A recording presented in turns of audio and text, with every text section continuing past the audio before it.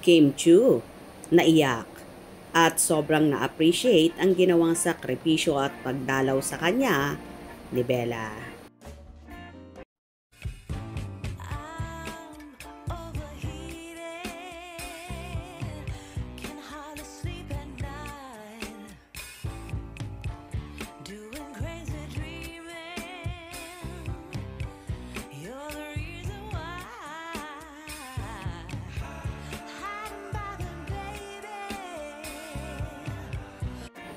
Nagpasalamat ng todo si Kim Chu sa isa sa BFF niyang si Bella Padilla kung saan dinalaw siya ng personal sa taping nila sa Cebu City ng series na Alibay.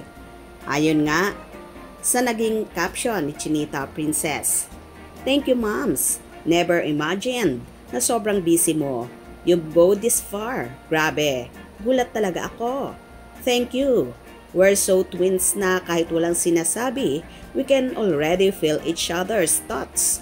Our friendship may be low-key, but it's pure quality. Thank you for going above and beyond, for flying to Cebu just for me.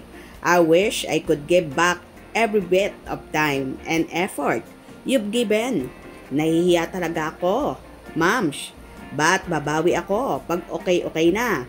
I love you, my Taurian twin."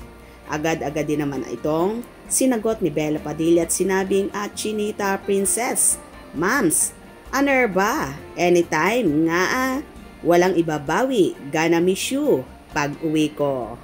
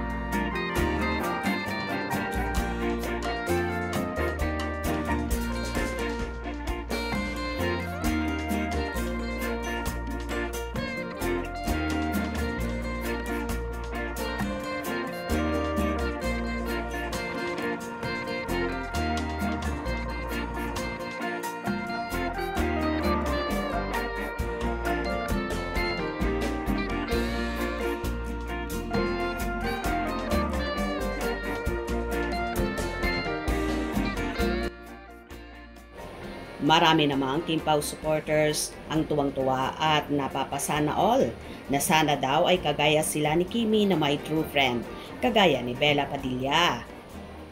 Parang ang laki ng pinagdadaanan ni Kim. Grabe. Ngayon ko lang siya nakitang ganito. Kahit sa breakup nila ni Zian, hindi siya naging emotional na ganito. Ano kaya ang problema niya? Parang ang bigat-bigat.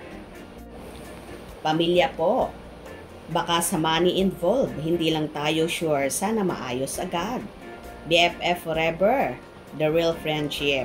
Oo nga, pati si Direk Loren pinuntahan si Kim. So pretty both. That's true friend, Kim Bell. So sweet naman ang mag-bestie. Very supportive with each other. Real friend. Iba talaga kapag kapatid ang katampuhan mo, lalo pera daw ang ugat. I like their friendship, very genuine. Yung friendship nila wagas, hindi fake. Baka naman sa susunod sila na ang mag-unfollowhan. May pinagdaraanan talaga si Kim. OMG, if money involves, kawawa naman si Kim. All this year, super effort to provide. Tapos ending, tampuhan pa din dahil sa pera. Super sad naman. Well, marami nga ang humahanga sa friendship ni Kim at Bella na for better or worse ay nasa tabi nila ang isa't isa. Kaya swerte sila pareho dahil natagpuan nila ang tunay na pagiging magkaibigan na higit pa sa kapatiran ang turingan. Anyway, hindi naman malinaw kung sa pera nga ba nag-ugat ang lahat kung bakit nagkaroon ng tampuhan ang siblings ni Kimi. Sana kung ano pa man ito, ipag-pray na lang natin sila na maging maayos ang lahat at maging happy na ulit ang pamilya ni Chinita Princess para makapag-concentrate na rin siya sa work niya at ganun na rin sa kanyang love life. Hope you enjoyed. Please subscribe for more info.